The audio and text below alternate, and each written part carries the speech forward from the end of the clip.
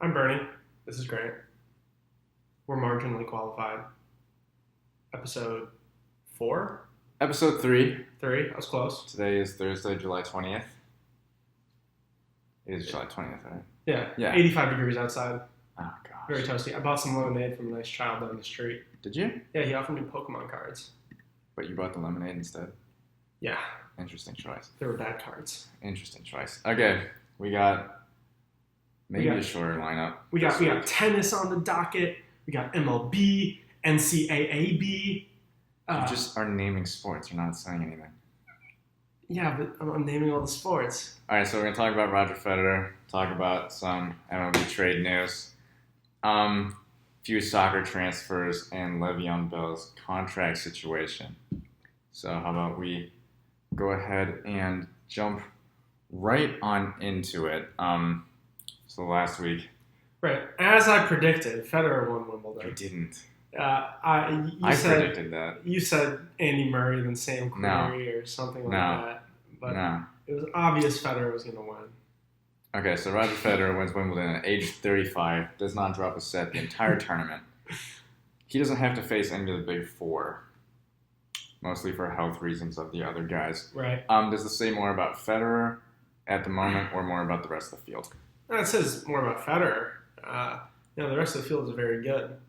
I feel like right now, 1 through 10 in the world of tennis are all very competitive. You think so? Yeah, I think so. I mean, so you think spots 5 through 10 had a shot to win this tournament? Yeah, I do.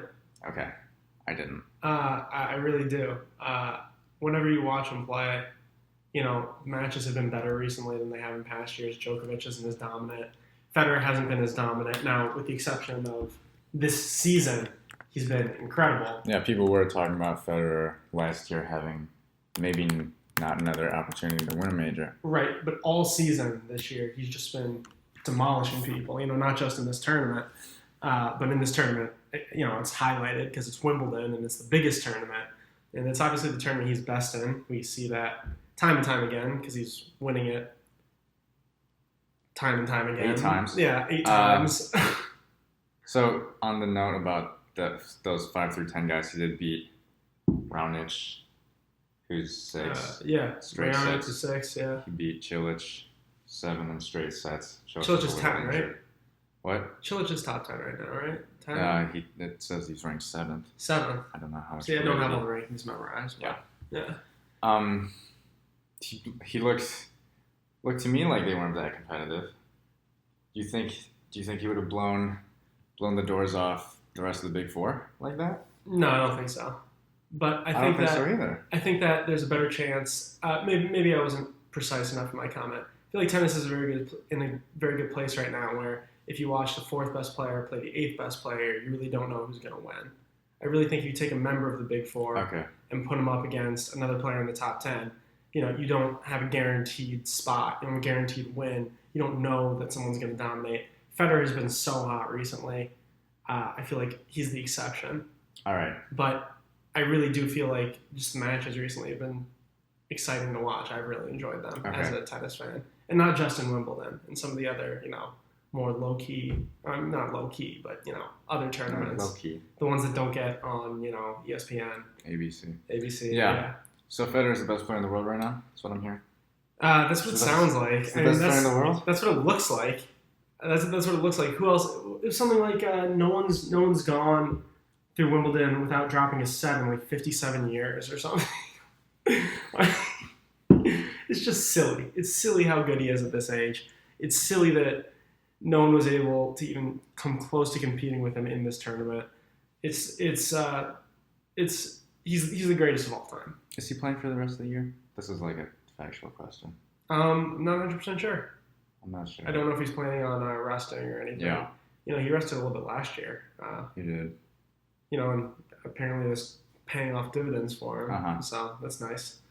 That's fun to watch him demolish people.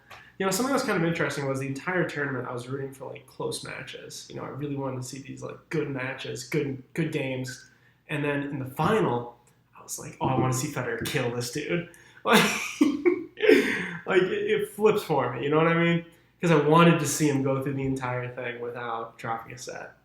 and he did it, and that was fantastic as a fan to watch. See, the issue for me with close games is they take like 5 hours. Oh, but that's what's so great about them.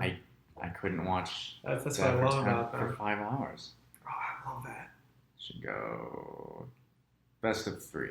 No. Best of 3. No. Best of 3. It's too quick. There's not enough time for the players to, develop throughout the match. There's not enough drama in 3 sets.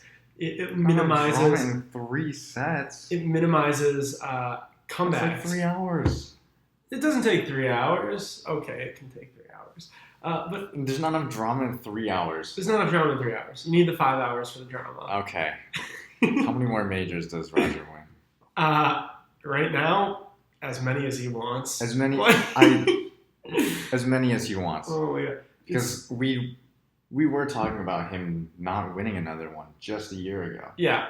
Right? Because now he looked worse. His play started to get a little bit worse, and the other players started to look better. Murray looked much better. Djokovic was Djokovic, and other younger players are kind of making their way into the top 10.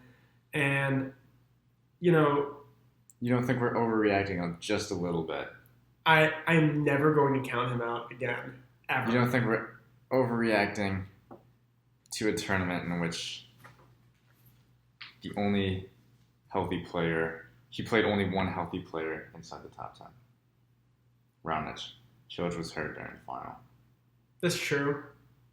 You don't think you're overreacting just a little bit? I don't think I'm overreacting. Okay, I think that Federer, good. I am now convinced that Federer will do what he wants. I don't think he's definitely going to win all the majors. I wouldn't count him out to win Wimbledon next year. I'm never going to count him out again, is what I'm saying. I'm never going to say.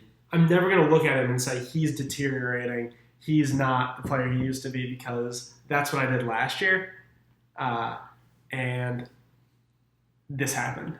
How many does he win next season? I have no idea, I have no idea. I literally cannot guess that. I would guess just Wimbledon. Just Wimbledon. Just Wimbledon. Just Wimbledon. Just Wimbledon.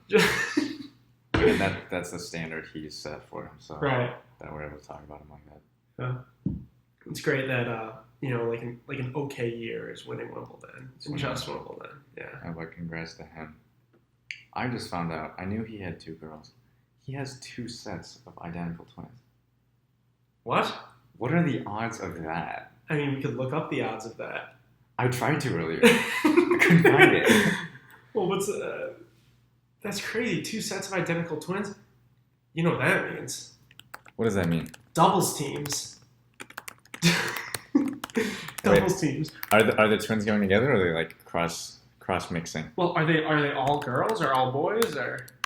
Set of girls, set of boys. Oh my god. That means the Federers in like mixed doubles could play the Federers, and they'd be the 2 best mixed doubles teams in the world.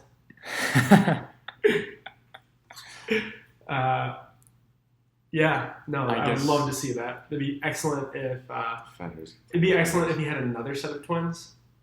Maybe they split, so boy and girl on that 3rd set, so that way it keeps things kind of even.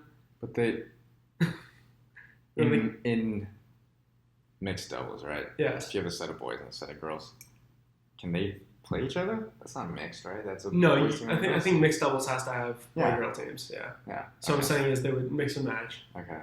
Or they could just grow up to be independently the best doubles teams in their respective female and male divisions. So. Why does doubles get significantly less coverage than singles does? Tennis as a sport doesn't get a ton of coverage on a big national scale here in America. It doesn't, but for 4 weeks out of the year it does. Right, 4 weeks out of the year it does.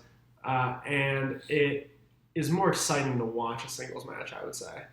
I have more fun watching singles matches. I definitely had more fun watching singles matches until I started playing doubles regularly. Okay. Doubles can be a lot of fun to watch, but I feel like there's something appealing about the singles, and the air, about the kind of like the aura surrounding it.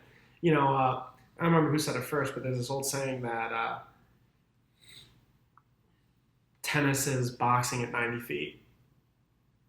Makes sense. It's a one-on-one sport. It's you against the other guy. It's you're pounding the ball back at each other, and kind of that mano-a-mano thing is I think that's a really popular aspect of watching it. I've always liked playing doubles more.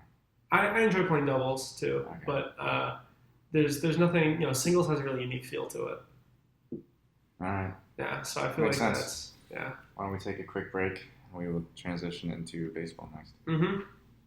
So the best restaurant in the world happens to be down the street. It's called Stars Cafe. I highly suggest you go In there. the world? In the world. Best restaurant. All right. I've been to a lot of restaurants, Grant. Oh, yeah? Yeah, I've been to restaurants in Paris, Italy, I'm not. other countries, America. I went to one pub in Canada. So I think that's representative of their entire food culture. I got a poutine. Yeah, I got a poutine there. Did you know there's a new smoked poutine here? No. I was here somewhere. I saw it on Yelp the other day. Like a poutine shop? Yeah. What is that like? Do they have different flavors of poutine? Yeah, they have like different toppings. That's so cool. I thought it was just like the one type of poutine. No, you can. There's like you can get them with certain meats. Oh my god! Or just one meat. Can I get them with multiple meats? Or multiple meats. How many meats can I put in my poutine? I'm not sure. You could go there and I'm gonna have to find out investigate. This is something we have to look into. Yes. Yeah. Speaking of looking into, the Cubs have been looking into turning their season around. Bad championship hangover. They traded for a White Sox pitcher. They traded for a White Sox pitcher. You're the worst. They traded for White Sox pitcher Jose Quintana at the All-Star break Quintana? last week. Quintana. I think. All-Star last year. It's a big-time pickup for them. He's having the worst year of his career, though, by the numbers. Kind of indicative of the Cubs' year. Was this the kickstart they needed to get going? It looks like it. They've won their last 8 games. Won their last 8 games. His first start, they win 8-0, and he fans 12 guys. Yeah, it's hard. It's hard to say he wasn't. Yeah. It's a good move. They needed to do something to kind of turn their season around. Their pitching wasn't weak, I don't think, but it wasn't really strong either. It was kind of mediocre, and I feel like this is a great addition for years to come, too. Yeah. The issue is everything's mediocre this year. Right? They needed something to get going, and we know they're not a mediocre team. They have the talent to do it. We saw them do it last year. Mostly the same team, save Fowler and Chapman. This hangover is a psychological thing, and this trade is a psychological boost. The front office is saying that they're behind the players, they're behind this group. Hopefully this will be what they need to get it going. Right. Do you believe, well, obviously we believe in championship hangovers. Yeah. But why do you think they seem more prominent or happen more often in baseball? Recent history tends to show that it does happen more often than you would think in baseball. The Royals did it. The Giants did it once or twice. Mm-hmm. What are your thoughts? I think it's just okay to have a championship slump in baseball. You can lose, half your games in the first half of the season. You can lose the first quarter of your games, and you're still not not literally the first quarter of your games, but right. you can lose a large portion of your games and still be okay.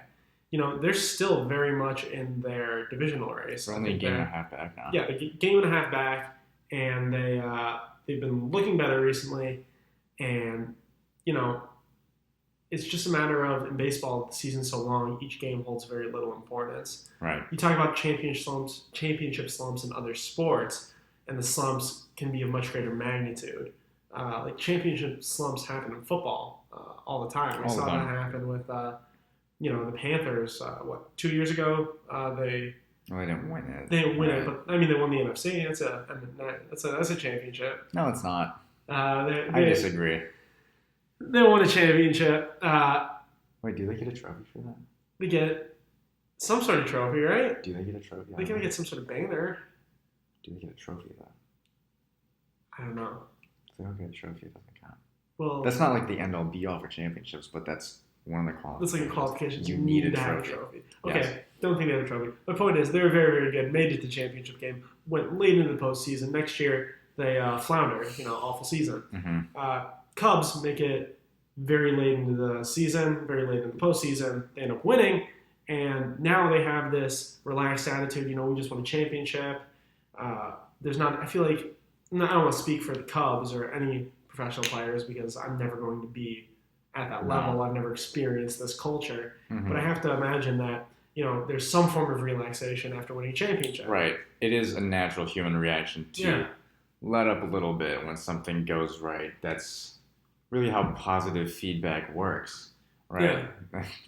We talk all the time about negative feedback being a better motivator, but that's besides the point.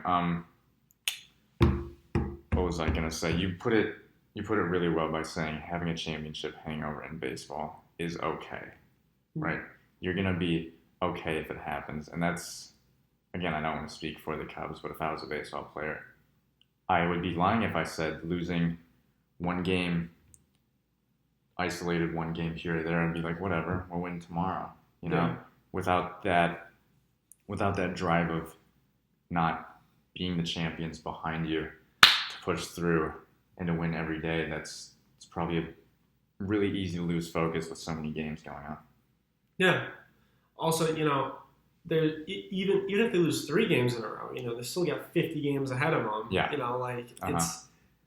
It's just there's so much time to come back. They're never really out of the season until they're procrastinating.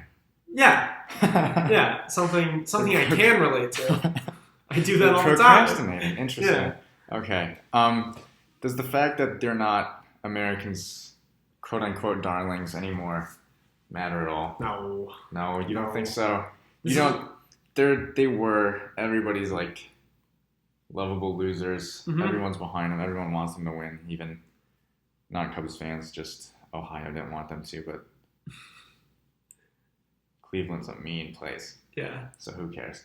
Cleveland's a bad place. That widespread national support behind you, that doesn't matter at all. No, it doesn't matter. It's always nice. It was a whole lot of fun last year. I was rooting for the Cubs. Everyone was rooting for the Cubs. Except for, the teams they slaughtered on the way to the finals. No, Cleveland had a long drought too. But... Yeah, but they just got a championship. I love you, LeBron. You're my favorite basketball player. He needs to leave Cleveland. That's a whole nother conversation. I don't want... I will argue you. I want to root for LeBron, but I don't want to root for Cleveland. I guess that's fair, but I digress. We digress. That's why I want him to leave. All right. Would you rather root for LA? No. Yeah. No. Okay. Speaking of LA, Dodgers are sweet. They've won 31 of 35 games. Oh. Their 4th rotation starter, Alex Wood, is 11-0. Their 4th guy, Adrian Gonzalez and Rich Hill are getting healthy now. Gonzalez is going to be back soon. I think the Dodgers are probably going to stand pat, but which of the 50-win teams most need to make a move, and who do you think will?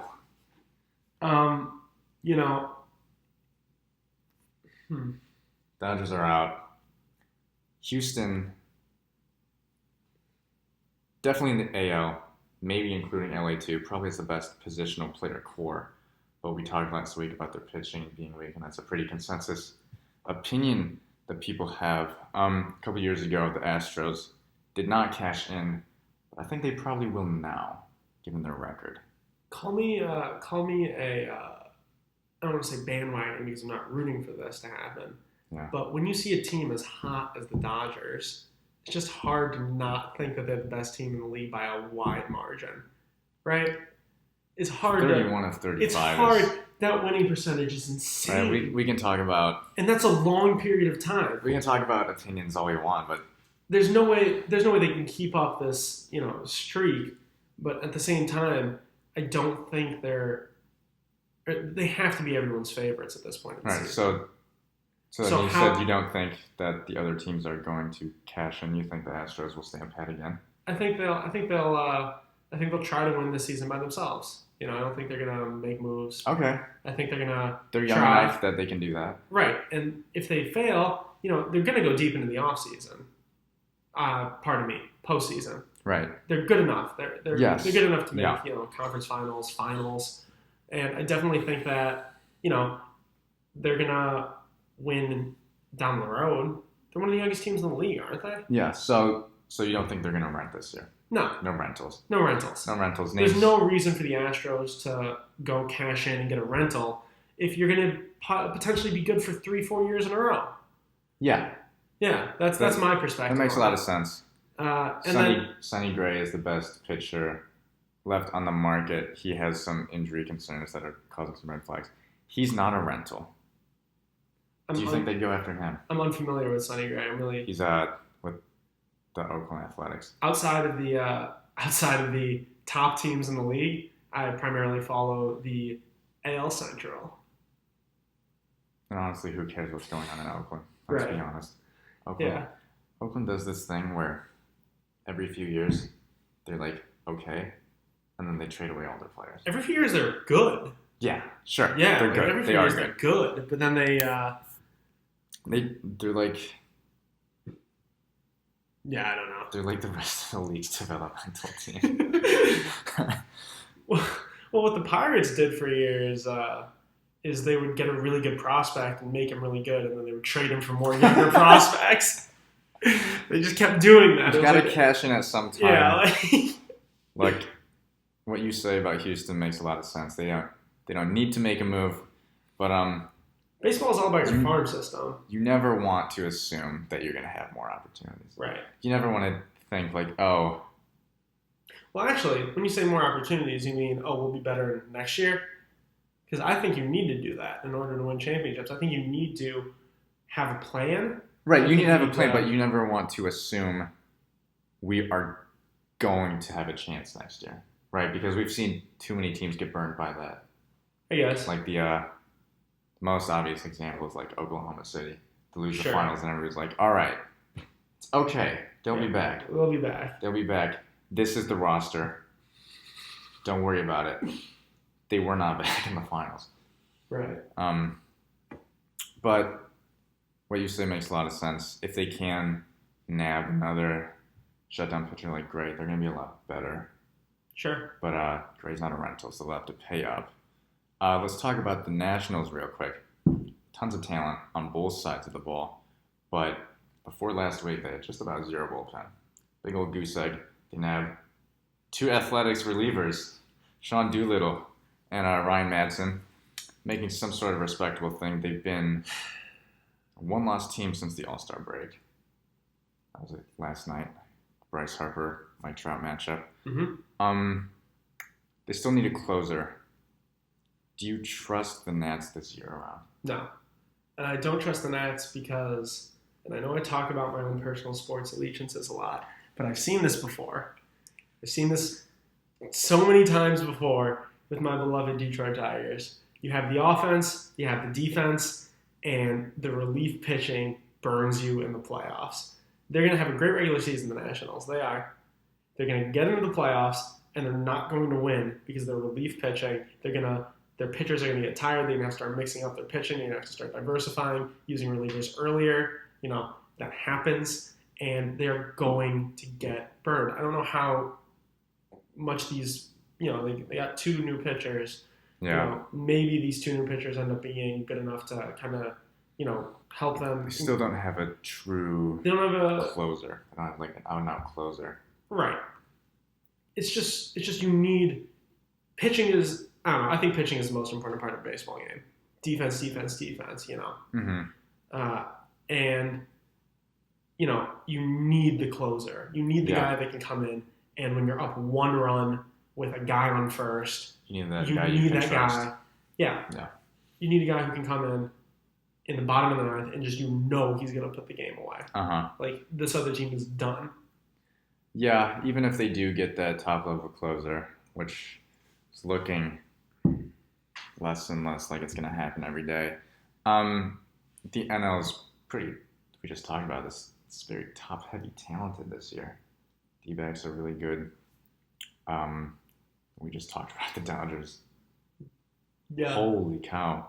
And I'm not going to trust in their ability to step it up in winning time until I see it. I'll believe it when I see it. Yeah. I thought last season, NLDS, Game 5 at home against LA, they got Scherzer on the mound. Yeah. Really thought they would do it. I love Scherzer. And they didn't do it. And I mean, that's the time to do it, too. After Scherzer, that, it's a home game. After that, I'll believe it when I see it now. Yeah. I know teams, Milwaukee is also 50 wins. They have a bright future. They're probably not going to win this year, so I don't think they're going to mortgage it. The D-backs just traded for JD Martinez to fill that void in left field. Yeah. They look like even more serious contenders right now. They're not going to catch the Dodgers in the division. Right. So most likely, though. So they're now a wild card spot. Yeah, they're only guaranteed one postseason game, which is a very interesting position to be in because, everyone brings their game to a playing game. Everyone brings their top game. But in one game, anything can happen. Anything can happen, right? So it's very possible that JD's a rental, right? JD, his contract is up next year, I think. Oh, really? I thought he was a rental. I don't remember JD Martinez's contract. I love JD Martinez as a player.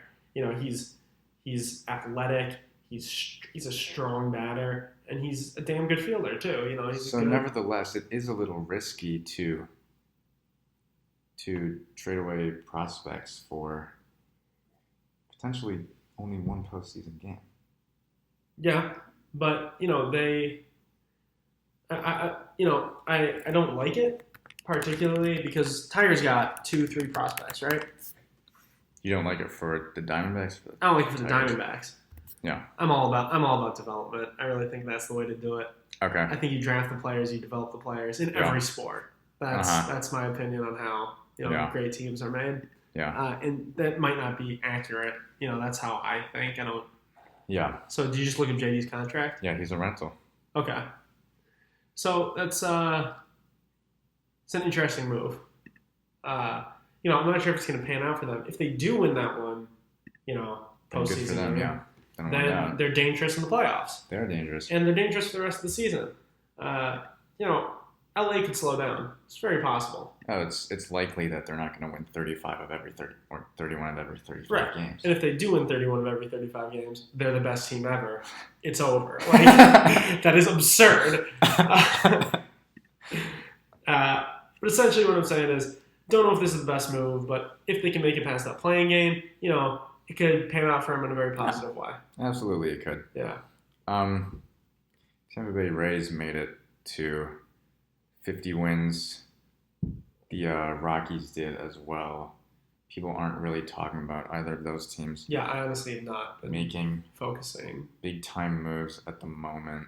I haven't heard anything about those guys. As good as they've been, it's kind of like the Brewers situation. We just don't really see them matching up talent-wise with the LAs or the Houstons this year, at least. So they'll probably stand pat. There are some pretty wild reports going around. The Red Sox badly need a third baseman. Pablo Sandoval has not worked. They let him go. Yeah, Pablo Sandoval is really kind of a sad story. It sucks. Yeah. Anyway, they need a third baseman. But a lot of people have been talking about going after Tigers' first baseman, Miguel Cabrera. Does this make any sense at all? I don't think it does. It really Miguel Cabrera doesn't. Isn't a great... What would they do? They play him at first, because you can't play him at third. And you would then play...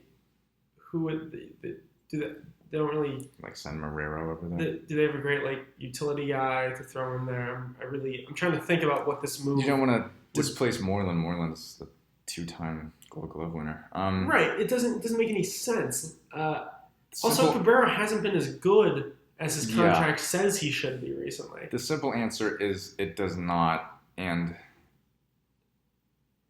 away from your point of Cabrera being not as good, but you are right about that. This isn't as much about Cabrera as it is about flexibility, right? And this is where him not being that good comes in. They need some pop in their bat, but his contract is looking really bad for what he provides at the moment. Yeah, when the Tigers signed him to this deal, he came off two of arguably the best hitting seasons of all time. Mm-hmm. He had just won Triple Crown. Yeah. And next season he was one statistic away from winning the Triple Crown, and signed him this massive deal. And it was worth it because he was prolific in his ability to just smack the ball consistently. Now he can't do that right now. He's not doing that right now. So you're going to eat this massive contract for a player who isn't as good to play him at a position he doesn't play, or to totally disrupt your defense. It just doesn't make sense for the Red Sox. Yeah. But that being said, this might just be 1 year, and it's an overreaction on how bad the contract looks. But you can't trust 40-year-old players to pull MVP seasons out of their asses like David Ortiz did. You can't bank on that. That being said, Boston, if you want to send over some prospects for Miguel Cabrera, like your best prospects, do it. Please do it. Bet you won't. Yeah, I dare you. No, but with the way this is contract flexibility, they want a third baseman. They want some relief help. This could cripple them. Probably why nobody's going after Giancarlo Stanton and his obscene contract. What's his contract? It's like $325 million. I don't know. It's when he's the highest paid player in baseball. Okay. Anyway, this is contract flexibility. It's also like positional flexibility, like you talked about. He can't play third base the way normally. He's not even a particularly elite fielder. No, he sucks. At all. He's not good in the field. Normally, I don't particularly care how good your fielders are, right? I care a lot more about pitching, and if you have some bad fielders, who cares if they can hit home runs? But with the way the game is going, right, and we think about the best teams right now, the 50-win teams, the young, athletic teams that can field their position, and obviously that's an oversimplification of it. Right, but there are no who are the old teams that we think should have the talent to do it but aren't doing it, like Toronto. Right, maybe fielding matters more than we care to think about. Eduardo Rodriguez came back Tuesday to further improve that pitching staff. So really, the only weakness is at third base. Can you imagine if they could pull in someone like Josh Donaldson or Manny Machado? We know they're not going to be able to get Todd Frazier anymore. He just got traded to the Yanks. I know. I'm sorry, I read ahead on the sheet. I picked Boston to win the pennant. If they get an all-star third baseman, would you be convinced as well? I mean...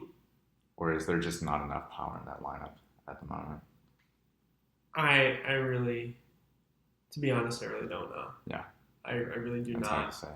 I really do not know how their season is going to pan out. I really do not know what type of move they're going to make if they're considering the Cabrera trade, and that doesn't make any sense. If they're, I don't know what their other options are at this point. I don't know how real it is that they sign another All-Star or trade for another All-Star rather. I really. Yeah, Machado and Donaldson seem a little bit out of their reach. I don't really see them signing a top player. No. What if they sign Tim Tebow? If they sign Tim Tebow? Tim Tebow called up in September is what all the Mets are asking for. The players? No, the fans. Players don't want to play. I would love to be. I would love to be a Tebow. fly on the wall in that locker room when Tim Tebow walks in. Tim Tebow. He's not even like the best prospect, right? I don't think he is. No. He's probably better prospects. Yeah. Why? There's no. I don't know. I love the fact that this is something that is possibly happening. Tebow. I want Tim Tebow to get The ultimate trade bait. You know what? Tim Tebow is going to step up to the bag plate. I'm sorry. Pardon me, baseball fans. That was pathetic what I just said. He's going to step up to the plate. He's going to use the power of Jesus Christ, Okay. his Lord and Savior, to smack home runs left and right. He had a walk-off last week. Yeah, but Walk-off home run. in like, what, AA? Yankees-Red Sox game last Saturday lasted 16 innings. Mm-hmm. Just under 6 hours. Awesome. Not that awesome. So awesome. Does baseball need to revise the extra inning rules? No, the extra inning rules are the greatest thing ever. It's But so much fun. Different. It's just the same. It's so much fun to watch the extra innings. What's different is the game could end at any minute at that point. You know, you get past the ninth and it's like, oh, how long is it going to go? Or how intense is it going to be? Everyone loved it when that Florida playoff softball game went like 16 innings. That was awesome. Everyone was talking about that. This is so much fun when teams do this. You know what I say? I say you start extra innings with a guy already on second. When it gets to that point, you designate one open player on your roster, and he's going to be your base runner, and you start him on second. Why don't we also limit pitchers to throw 70-mile-per-hour balls and, you know, let batters use metal bats? It'll be way too easy to score if you just slap a guy on second. Sack, Too fly. easy to score. We want scoring. It'll end it quicker. We don't. But that'll be too easy. It'll end instantly. What's the best overtime in sports? Basketball overtime. College football. Interesting. Because it's easy to score. I like basketball overtime because it's an extension of the game. It's my favorite game. Maybe that's a little bit biased, but it just keeps going, and it's just really that's what I love. And you know, you get the buzzer beater aspect, which I'm very fond of. You know, I do love college football. I understand the extension Go ahead. I do love that, but I feel like when you do that, you change the game to a degree. You're playing a different sport. You do change the game. It's an extension of the game, but it's the more exciting aspects of it because it's tailored to get everybody home earlier. I feel that it also favors teams that focus more on the offensive side of the ball. That's fine. It's fine. It really hurts teams that have a defensive focus. It really does. College football, you know, I love it. I love the overtime system. I would not want to change it. But if you put a team on the 20-yard line, I'm sorry, not 20-yard line, it's down like 25. It's down to 25. They might get to move 25 yards, but, you know, some teams rely so heavily on their defense that, you know, when you minimize the ability of that defense to get stops, it's almost sort of unfair. That's how I perceive things. Same thing with baseball.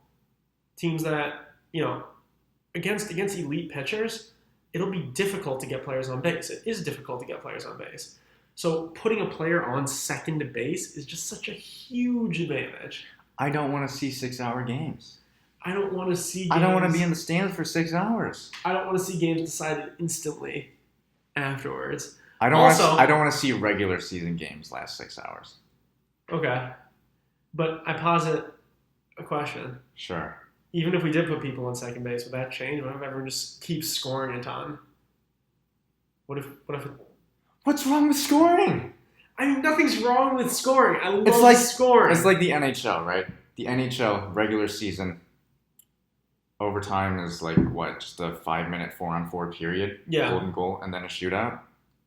It's an inherently different game, and then in the playoffs, it's just an extension. Playoffs is the right way. Playoffs is the right way. You're playing the same game.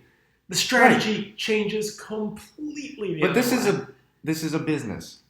And changing it for the regular season is a business decision. I say you have to do it. Put a guy in second. I just feel like this is put a guy in second. Sack fly, sack bunt, you know, then get one hit and the guy's home. I love me some bunts. Yeah, exactly. I love me the sacrifice squeeze. It's so much fun to watch that. It is for me. That's the most exciting play in the game. The bunt? The sacrifice squeeze. The sacrifice squeeze. More teams should do it. Yeah? Yeah. Okay. It's not exciting. It's not exciting to see the ball so close and the guy's right next to it. You're like, oh my gosh, they can't do anything about it. It's over. I don't love it. Oh man. All right. Start a man on second. Start a man on second for the regular season. Start me on second for the regular season. Start enough baseball in the regular season. Start a man on second. Yeah, okay. Just make the baseball game 5 games. Five games. Innings? For the entire, 5 innings. 5 For innings. the entire regular season. Yeah, just shorten the entire game. I'm being sarcastic. I don't want that to happen. But it seems that you're actually pondering that. I think college softball does 6. Right? I don't know. 7? Something like that? I feel like it's shorter. Have different overtime rules for the regular season. That's what I think. Okay. All right. I'm Okay. going to take a break real quick, and we'll come back Yeah, in a little fine. bit. Fine. Yeah. Yeah, fine. Let's take that break. Do it. We're going to. Yeah, do it. I'm telling you. I'm agreeing with you. Because it's running long. Yeah, take the When break. things are running longer, then people want to watch them. Yeah. You stop it. Yeah, take the break. Do it. Yeah, okay. Yeah. All right. Go ahead and run board. All right, so on my way in today, Grant. Yeah. Grant Keane, who's sitting here right next to me.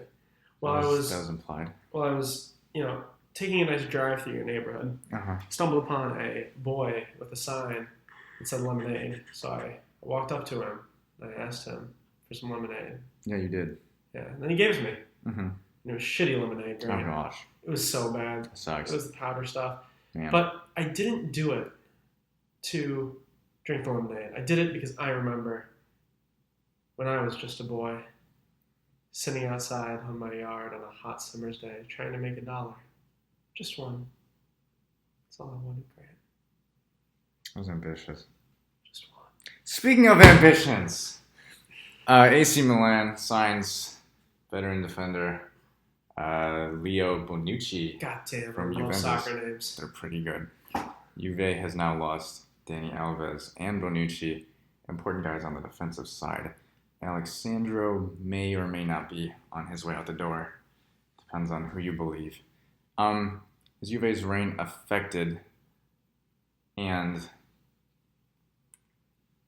they've been really the dominant team in Italy the last couple of years. I don't watch soccer. And Bernie doesn't know. So I don't I'm watch soccer. asking So the questions Grant, and quickly realizing I also have to answer them. right, Grant is going to be the one covering the soccer section, but I would like to point out that I think Bonucci sounds like a type of noodle.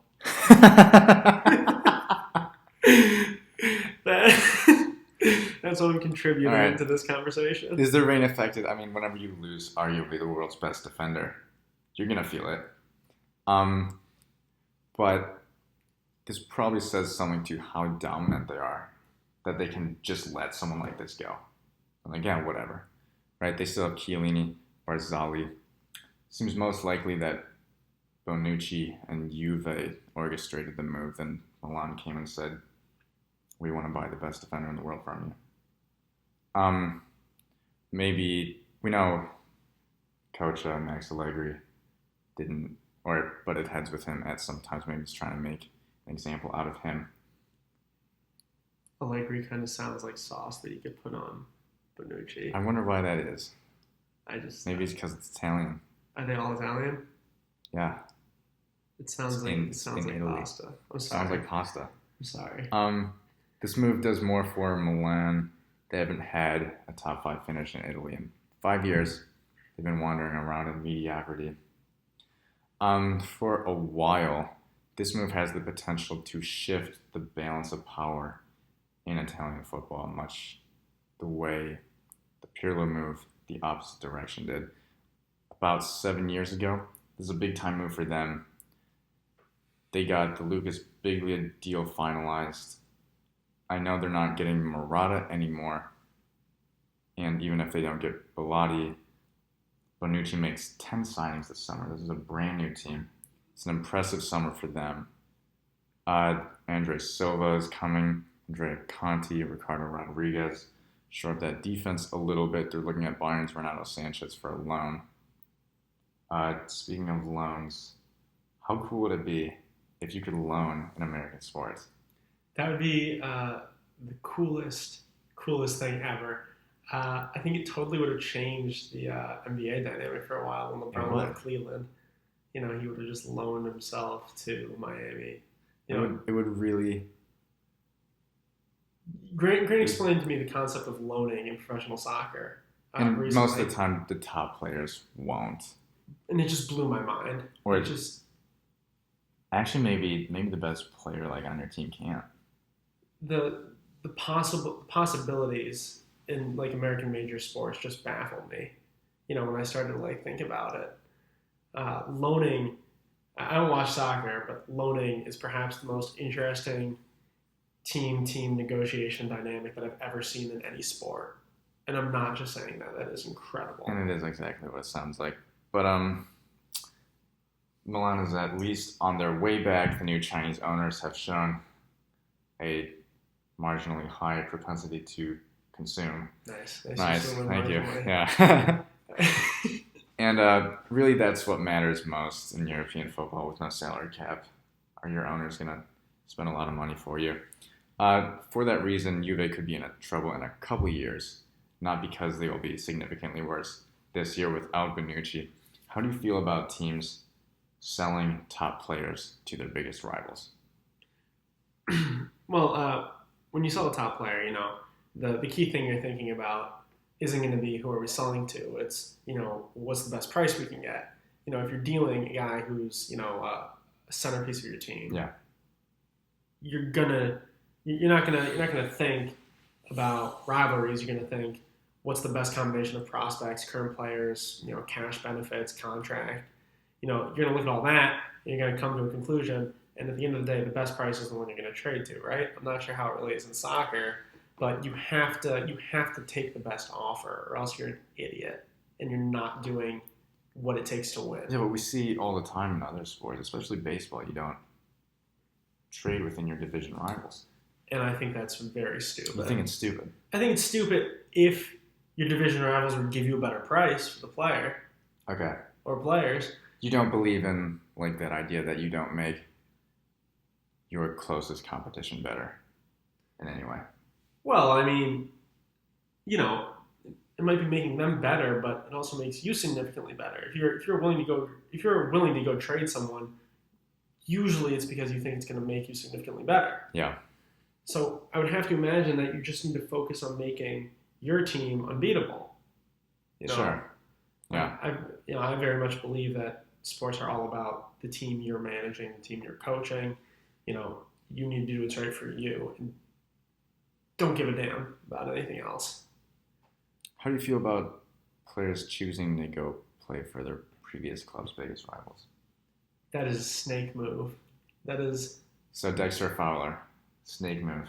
Snake move. So Michigan basketball, 5th-year walk-on grad transfer to Ohio State, snake move.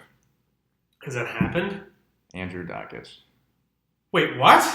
Oh, this is news. Did that happen? Pretend like you knew. Snake move. I didn't know that. Snake move. Wait, you're lying. I hope it did now that I say it. What? His dad is the commentator for like half of our games. Snake move, Bernie? Yeah, snake move. Snake move. Dirty, filthy. That's not okay. They're professional athletes, though. Do they owe those kind of allegiances? He's not a professional athlete. He's a collegiate athlete, which means we own him. Do professional athletes owe these kind of allegiances? Do professional athletes owe these kind of allegiances? In actuality, no, they don't. No, they don't. But from a fan standpoint, yeah, they do. It's weird to think that that kids grow up rooting for a team or a club and they end up playing for their club's biggest rivals. Mm-hmm. Right, that's hard for me to comprehend. Right, I can't imagine. Like wanting to play for Chicago. Right, like like playing for the Bulls. I can't imagine it'd just be so weird. It would feel a little weird. Imagine growing up in Boston and getting drafted by the Lakers. That would just... Right, and then when you go play for Boston, like you're the bad guy. Right, yeah. Right? Everyone hates you. That's kind of that happened to Isaiah Thomas. Not now Isaiah Thomas. Detroit Pistons Isaiah Thomas. So like the good Isaiah. Yeah, the good Isaiah. He's from Chicago. Yeah, he's from Chicago, and he had to go to Chicago and kick the shit out of Chicago over and over again. But he developed like those allegiances. Does that not happen in professional sports anymore? I don't know. I guess that's not... Right, because he's like Today he's a Pistons guy all the way. Yeah, Yeah. very much. So I really have no idea. It's I mean, just player mobility and the things you can do as a player have changed. right, greatly. Player mobility is so much more just available now. Mm-hmm. Players have so many more rights. It's ruining the game that they can make as much money as they want. It's awful. They can't make as much money as they want. They should make more. Well, I don't think basketball players should make more. Some of them should. You don't think so? I think basketball players get compensated fairly in comparison to other sports. I would say. I would say that before. I would say that before I complain about basketball payments. I would suggest that the NFL. Well, the NFL sucks, and we'll get to that later. So moving on, Tottenham right back. Kyle Walker is making the switch from Tottenham to Manchester City. League rivals. Tottenham finished in second last year at 7 points ahead of City. I know that Maurizio Pochettino had some problems with Kyle Walker throughout the year, and they made a ton of money, so it's hard to discredit this move. But this is slightly worrisome. If I had to pick on the last day of the season, if I had to pick a champion for the next one, I think I would have gone with Tottenham. I'm not sure anymore. I know they made a lot of money on it. This makes me a little nervous. You lose one of your best defenders and your best players, and you have to start questioning their ambition a little bit. Would you agree, or you think huge sum of money, you sell one of your best players, no question, even if you're like title favorites? I mean, I can't imagine that the money you're selling the player for is worth a championship. If you're that confident that you're going to win a championship, then you don't touch your team. Right. And so I'm saying maybe they're not that confident in this squad. And maybe that says something to this squad. Yeah. I didn't even think of it that way. Yeah. And I definitely would have picked them before Chelsea's 3 big signings last week. They got Rudiger, Bakayoko, and Alvaro Morata. This breaks up the Kyle Walker-Rose pairing, weakens Tottenham's greatest strength and strengthens City's greatest weakness. Kieran Trippier was not first choice at the end of the last season. Let's not be silly, right? That's an idiotic thing to say. He wasn't better. Walker was a better player, maybe not 50 million pounds better, or whatever they got for him. But it signals a negative shift in the feeling and atmosphere of the club to me. Right? You don't want to get rid of one of your better players in a year that you think you should be making a title push. People have been talking now about Eric Dyer moving to Manchester United as well. And I didn't think anything of it beforehand. I thought it was just silly rumors. There's no way that they would do this, right, this year. I'm not so sure anymore. It's a little nerve-wracking. If I was them, I hope they have a backup plan that isn't Kieran Trippier if they want to be top dogs in England and want to compete for a European title. I'd like to see them try to do it, even as an Arsenal fan. All that being said, that is a lot of money to be made. Speaking of Manchester United and Eric Dyer, they played 2 friendlies against MLS teams this week. Real quick, how do you feel about these big European clubs coming over and beating up on the lowly American teams? I mean, is it funny to watch? Yeah, it's funny to watch. You know what's even funnier is that it's the European off-season during the American season. And they're just like... they're just coming over here in their spare time and stomp us. It's there's no doubt about where soccer is king. There's no doubt about where the best players come from and where they play, and this is, of course, they're going to stop MLS teams. And the first one against LA Galaxy United lined up with 3 at the back, something we didn't really see from them all that much last year. maybe this is something we might see from them going forward, and it wouldn't be a huge shock. Three in the back has suddenly become very fashionable. Antonio Conte and Chelsea won the Premier League with three in the back. Last season, Juventus put on a dominating display with three in the back all the way through the Champions League knockout stages. My team, Arsenal, made a switch to try to save their season, and they might maintain that given its success in halting their free fall. Three in the back might seriously work for United's personnel. The biggest question in their current formation is probably how they can get the most out of both Rashford and Romelu Lukaku, who play roughly the same position at the same spot. A lot of people thinking playing three in the back might allow them to play together more often. It's easier to do if you have plenty of good center backs, and United is stocked with them. Chris Smalling, Eric Bailly, Phil Jones, newcomer Victor Lindelof joined this transfer window. They have plenty of guys to play the wings, like Lingard's, Valencia's, Ashley Williams, if they feel like it.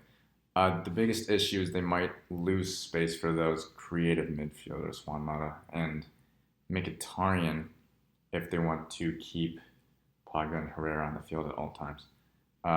Anthony Martial's outside position would also be jeopardized by this move, so we may see. We may even see them switch it up depending on how Mourinho feels. But more likely than not, they'll have to settle for playing one of Rashford or Lukaku at any one time. I mean, it's a pretty good problem to have, but it is still a problem. So if I had to put this in terms more conducive to like what you would understand, basketball team has two amazing centers. Okay. Do they play both centers or do they just alternate them?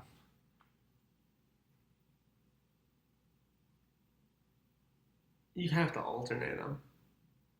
I think so. You think so? Trade one. You don't try to finagle your way through through playing both at the same time. You have a really good backup then. You know, one of them better be ready to sit on the bench and wait for the other one to get tired before you can play. That's the only way you can have both of them. You can't play two centers at once. No, that's fair. You know, so if that's comparable, then that's my opinion on that situation. Yeah, and that might be what ends up happening. Why don't we take a break real quick? All right. Dude, I'm so excited for dinner. Dinner? Yeah. You like dinner? We got a spicy chicken wrap. It's got some pickles and hummus in it. Did we end up talking about this in one of our openings? I think we did. Did we? But, I'm just so excited. I feel like I need to talk about it again. Double down on it? Double down. Double down like I do every couple days at Stars. I double down on it. I eat there twice in the same day. You know what else got double down? Kirk Cousins' franchise tag. Yeah, that was two in a row. Ha ha. You know who else got slapped with the franchise tag? Le'Veon Bell. Le'Veon Bell. So the Pittsburgh Steelers and Steph Curry of football. Le'Veon Bell failed to reach. It's an interesting analogy. He said it. Did he? He said, "I'm the Steph Curry of football." I didn't hear that. Really? That was a big thing going around during the playoffs last year. It's an inch. I must have missed it. Anyway, they failed to reach a long-term deal. So Bell gets slapped with the tag. Mm-hmm. The tag is so stupid, by the way. I like the tag. Really? That's stupid. Forces a player to stay in one spot. Regulation. That's what makes sports great. Right. You hate mobility. Right. What's interesting about this is about the way Bell is talking about how he feels undervalued and how running backs in general are undervalued. How valid are his comments here? I feel like in most cases, running backs are undervalued. You think so? A great running back, a prolific running back can change football, can change a football game, can change, the way, opposing coaches sit up at night and watch tape and freak out about a running back, So, but what I'm saying is, I feel like, fine. Would you rather have an offensive lineman or a left tackle that was this much above a replacement player, or a running back that was this much above a replacement player. Offensive lineman. Offensive I was Okay, just thinking that. Yeah. No, I mean, I was taking a while to get to the point. I'm glad you got there quickly for me. But yeah, I totally would take an offensive lineman. Mm-hmm. I'm of the belief that football games are won and lost at the line of scrimmage, Mm-hmm. and that every team's first priority should be offensive line. Then you go defensive line. Then you go specialist positions on either side of the ball. Get the best players you can. But Yeah, I would go line, defensive line, offensive line, secondary. Okay, that's very That's where fair. I would go. Yeah, because with the offensive line, if you assemble the best offensive line in the league, very frequently we see the best offense in the league goes with that, or definitely the best running game. Mm-hmm. We saw it from Dallas. Yes, Darren yeah. McFadden rushed for 1,300 yards behind the Dallas O-line. Like Darren McFadden. Now, is he a top running back in the league? Not this No, league. but he rushed for more yards that season than I think everyone but like two other players or one other player. He was like, it was crazy. You know? Yeah. So offensive line is where it's at. I understand So that running Le'Veon backs Bell. really aren't that undervalued.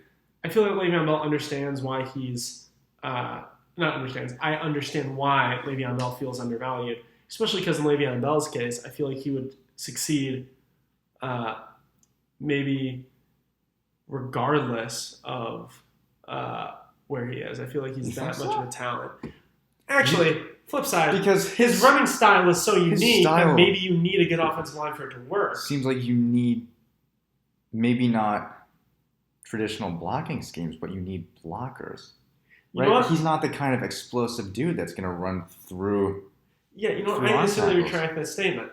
Le'Veon Bell needs a good offensive line to work. And when he has one, it's incredible. When he has Watch. one, he's deadly. Yeah. When he has one, he baffles teams by doing stuff that no one else has done. But he's not like a Barry Sanders where you can get him the ball And he'll just go. outside 1-on-3 with a few linebackers and you expect him to win it. He'll just win it. Right? That's not him. That's not what he does. He stands in the middle of his tackles for as long as possible, for as long as humanly possible. And you think he's going to get tackled behind the line, and then he tricks you. Yeah. He hits you with a spin, he hits you with a juke, and he breaks it for like a 10-yard, 15-yard gain. So is he undervalued? Is he By the undervalued? Steelers here. I'm not sure. I'm not sure what they gave him. I'm but not sure what they were offering him. Yeah, I don't think those numbers ever came out. they didn't. I think it's very possible that he feels more undervalued than he actually is.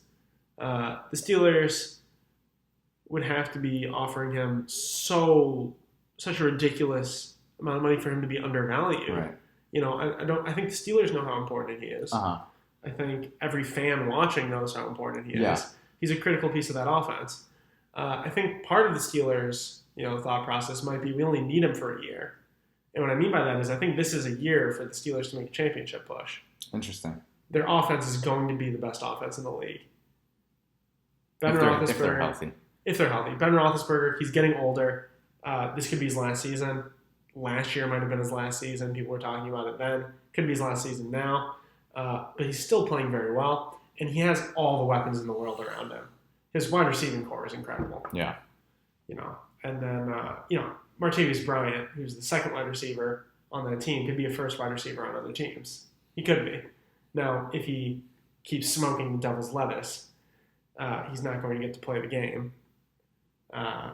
Whatever. He should be allowed to anyway. Yeah, I But think so. that's a legal thing. The NFL doesn't have any discretion over that. I don't know. And In also, this- the way they deal out punishments in the NFL is a whole other conversation. Yeah, let's not do that right now You because get that could take an hour. 4 games for beating a woman, but 12 games for smoking weed. Let's not do that right now. In the sense of how much revenue players create for their teams, especially superstars, I'm of the opinion that they're vastly underpaid. That's unfortunately not really how economics works, Right. right? Bell, you have to look at it in terms of how much value can I get with the set amount of resources, and the set amount of resources is the NFL salary cap, right? Bell is definitely significantly higher than a replacement running back, but maybe not as high as he thinks he is, and certainly not when he's sitting on the bench with an injury or suspension. Yeah. You cannot overvalue guys in the salary cap world. Right. You can't do it. It will torpedo your franchise. Or it'll, cause you to stall significantly. We saw that with the Cavs last year. Yeah. They overvalued players like J.R. Smith and Tristan Thompson. They overvalued their entire roster. Yeah. You can't do it. It's absurd. Yeah. And football is more of a team game than basketball, right? Very much so. So you could argue that it hurts even more to overvalue an injury-prone running back when you need to pay 22 other guys. I think what the NFL Players Association needs to do is they need to go to the owners and demand a new salary cap. The owners are in control, right? The salary cap. Yeah. And the league is. I'm not even 100% sure. NFL players are criminally underpaid if you look at NBA players' share of revenue compared to like percentages. Percentage-wise. There was this statistic floating around, I think it was just last week, after... Sammy Watkins made a big deal out of it. After James Harden signed that massive contract, we were talking about it. Something like NBA players get just an infinitely higher percentage. The salary cap is higher for NBA players, I believe, right? And the annual revenue is only like a third for the leagues. Right. Like the NFL makes way more money. Way more money. This isn't like an opinion thing. It just makes so much more money. They are criminally underpaid. The league has the money to pay the players more. Right. It does. Yeah. That's a fact. And so you have to be thinking where that money is going and how the players haven't negotiated for. One thing the NBA does have that the NFL doesn't is big time leadership, right? Who's the NFLPA president? Do we know? That probably speaks more to it. NBA Players Association, you're going to the negotiating table with Chris Paul and LeBron James right next to you. And that has some pull. Yeah. Right? When your league's top stars are sitting there saying, we need more money, the owners who are, profiting off these people aren't really going to be like, no, you can't have any, What? That'd be idiotic. LeBron James walks into a room, you listen to him. Imagine if Tom Brady walked into a room. The players need to actually do something about it. Yeah. Yeah, they need to actually do something about it. Speaking of criminally underpaid players. Oh, speaking of committees. Right. The NCAA Basketball Tournament Selection Committee made an announcement last week that it's going to place significantly more emphasis on quality road wins this season. Good or bad for college basketball? I think it's good for college basketball. I think it's good. I think road wins in college basketball are very hard to come by. Yeah. And I think that this also means conversely that home wins are worth less than road wins objectively. Right. And home losses are now worth much more. If they're valuing road wins much higher, then home losses also have to mean a much more significant drop off. Makes those big time home games a lot more pressure packed, I think. I think sometimes when you go into a home game knowing you're going to play them on the road, you're like, or when you go into a road game knowing you're going to get them at home later, you're like, all right, I can lose this one. Right. There's a little bit more leeway. Right. Yeah. And, I feel like this just makes it more clear for teams who are on the bubble. Last year, being around Syracuse, I go to Syracuse University, everyone was talking about how we were in the bubble, about all these quality road wins we had. And we all knew the quality road wins was a plus, but we also had these awful home losses. We lost like St. John's by like 30 at home, which is just baffling. Yeah. But these now that they're officially coming out and saying this is even more of an important thing now. Yeah. Winning on the road is even more important. I'm sorry, I misspoke earlier. Syracuse didn't have road wins; they had home wins, and road losses is what I meant to say. Okay. Now, we did lose to St. John's by 30 at home, but that's awful. It's terrible. But essentially what I'm saying is that it's nice that there's clarity in that road wins are necessary to make the tournament. Yeah. That's. I know I said it in a convoluted manner, but when it really comes down to it, that's what I'm trying to say here. It's very nice. Now teams know that they have to get out of their own arena. Yeah. And they have to succeed. Yeah, it means two things, and you touched on both of them. It means that we can more clearly see who the best teams are. Mm-hmm. Right. The tournament is not played on home court. Right. And it makes the regular season more exciting, I think. Yeah, no, I think it definitely does. And it just adds more pressure to everything. Which makes is it more great. exciting. Yeah. Yeah. Why don't we take a break real quick? We'll come back. All right. With the end. Welcome back, everybody, to our unnamed ending segment. Mm-hmm. Yep, we should have a name at some point. Yeah, we'll come up with something. We'll come up with something. Yeah. Coming up with something. Did you know there's an Olympic channel, though? No, I didn't. I was flipping through the TV, and water polo was on, right? Is it like I checked it out. It's like replays of Olympics? No, it's like qualifying. It's like the Olympic sports, but in their smaller competitions. That's interesting. I like that. I like that a lot. It is interesting. Hopefully, it gets more coverage to some of these. Yeah, and it'll bring more diversity to shows that get to be on TV. Yeah, it's nice. Yeah. I like that. So LSU, Auburn, Missouri. One more. I can't think of the one more. That's not good. Bunch of schools with tiger mascots came together to form the U.S. Tiger University Consortium to raise research and awareness. That's so great. For real tigers. I'm so happy. That's really cool. It's a cool thing. It's a funny thing. It's a cool. good time. Yeah. Smiles all around. Thumbs up. Thumbs up. That's so much fun. You know what else gets 2 thumbs up? Shark Week. Shark Week. My favorite week. 2 thumbs chopped off by shark bites. Starts on Sunday. And, there's no... Bernie, will you be watching? I won't be watching the whole thing, but there is one thing I'm damn sure I'm going to watch. Michael Phelps. The Michael Phelps race. Michael Phelps is going to beat that shark. Right now, I'm picking that as the thing I'm most looking forward to watching. Most looking forward to watching? I'm going to have to agree. I'm not going to pick a different one. Yeah. That is the thing I'm most looking forward to next week. Right. Shark Week is incredible. Love Shark Week. Michael Phelps. It counts as a sport because Michael Phelps is in it. Bernie, what is your quote of the week? Quote of the week is going to have to be LeBron James with the great quote, "We don't need more LeBrons," which I completely disagree with. It's an awful quote. How could he say something like that? LeBron is awesome. LeBron is a national treasure. And the context. He's telling people not to play basketball.